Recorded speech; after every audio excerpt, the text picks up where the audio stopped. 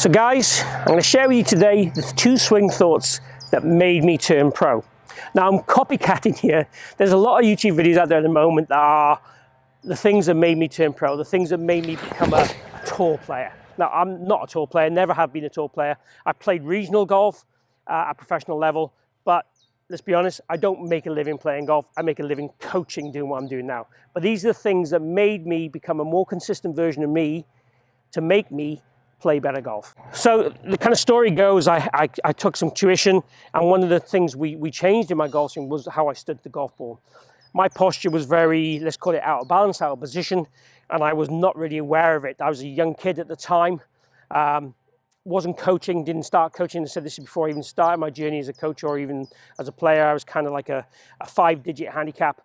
And these 2 concepts, if you like, and thoughts and fundamentals made me become a much better golfer pretty quickly.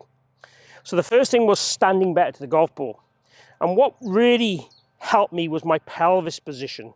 So before that, I was kind of switched off and a bit rounded and a little bit out of position in terms of balance. So doing a posture routine and trying to get my posture, my back a little bit straight, if you like, and my pelvis a little bit more kind of angled and tilted, was the first thing that helped me a lot. And in doing that, that helped me pivot better in the backswing, helped me pivot better in the downswing, so it helped me stay in my posture. My old swing faults, if you like, and they're still there a little bit to this day, would be that at contact I would hang back a lot and lose a lot of height. So having a better balance at setup and a better posture at setup really helped me get into a functional position and helped me rotate and pivot through the golf ball more easily. So simple way of doing this would be if I take a rough stance to a golf ball, then get the golf club and get it parallel to the ground and stand down as tall as you possibly can. And then from there, if I bend from my hips, don't let my hips go back, arch my wrists a little bit, that gets me into a very upright posture position. Then I'm going to flex my knees till they cover a few laces. And then from there, I'm just going to push my hips a little bit towards target. That's a new thing I've added in, but this is otherwise what I would have done as that amateur golfer. And then this posture position was what I really focused on and concentrated on.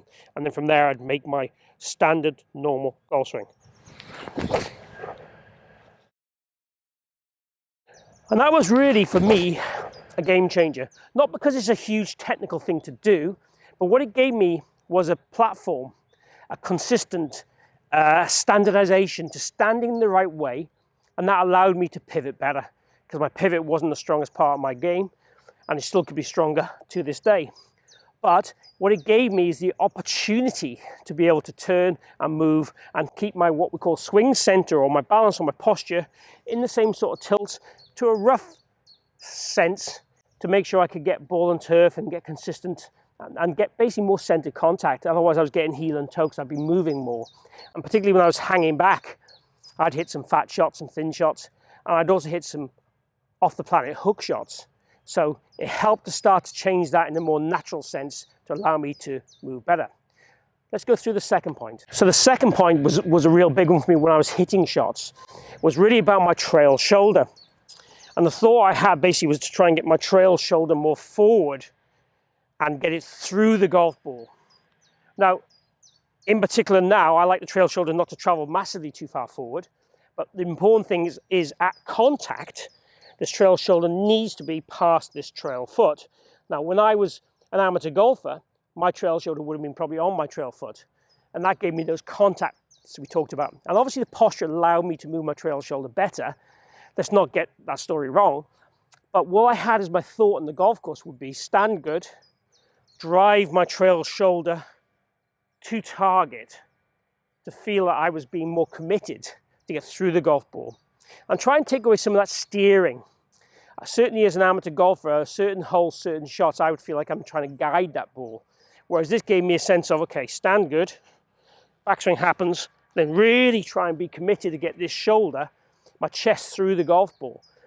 So it allowed me to get a bit more forward in terms of my strike, and that suited me because I was a hang-backer.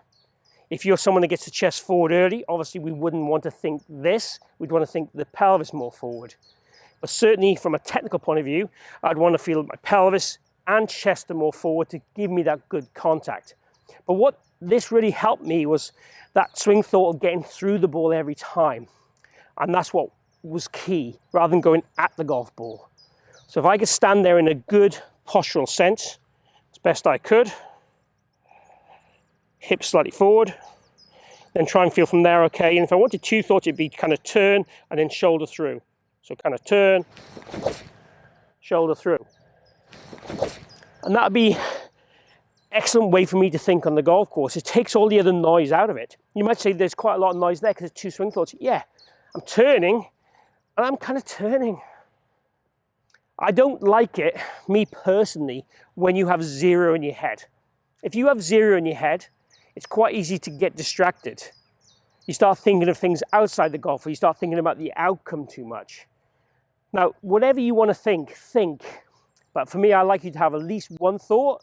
Sometimes a backswing thought for me is good, and then a through swing thought. But the through swing thought might be as simple as, I'm just saying here, get through the ball. Hit at the target, not hit at the ball.